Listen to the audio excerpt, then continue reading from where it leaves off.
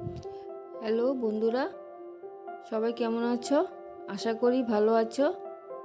আজকে নিয়ে আসলাম বরবটি ও শীতল শুকনো মাছের গোধক রেসিপি।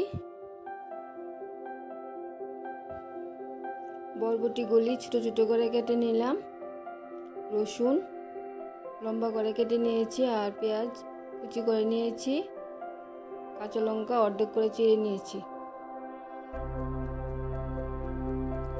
শীতল শুকনো মাছগুলি ভালো করে ধুয়ে আঁশ ছাড়িয়ে মাথাগুলি ফেলে দিলাম।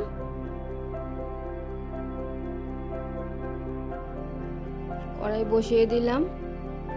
কড়াই গরম হয়ে গেলে তেল ছাড়া শীতল শুকনো মাছগুলি দিয়ে ভালো করে থেতিয়ে নেব। একদম কম আঁচে রাখবো, ভালো করে গলিয়ে একদম শুকনো হয়ে যাবে। একটু জল দিয়ে দেব যাতে পুড়ে না যায়। দেখো একদম চাষনির মধ্যে লেগে গেছে। জলটা দেওয়ার পরে মিক্সড করে নেব। তারপর বরবটিগুলি দিয়ে দেব, রসুন পেঁয়াজ লঙ্কা সবগুলি দিয়ে দিব। এই গোধক রেসিপিতে একটু রসুন পেঁয়াজ লঙ্কা বেশি লাগে, আপনারা আপনাদের মতোই দেবেন।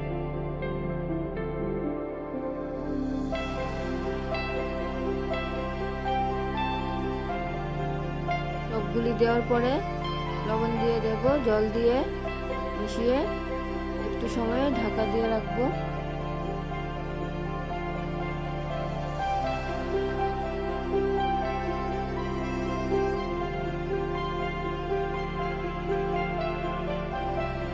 মিডিয়াম আঁচে রাখবো।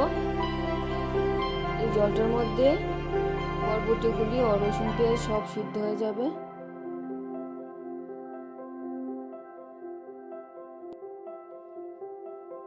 ঢাকা খুলে দিয়েছি, দেখি সব কিছু নরম হয়ে গেছে।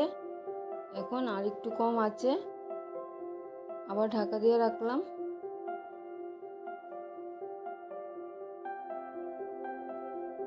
আর একটু সময় ঢাকা খুলে ভালো করে জলটা শুকিয়ে নিলাম। একদম রেডি হয়ে গেছে। এখন নামিয়ে নেব।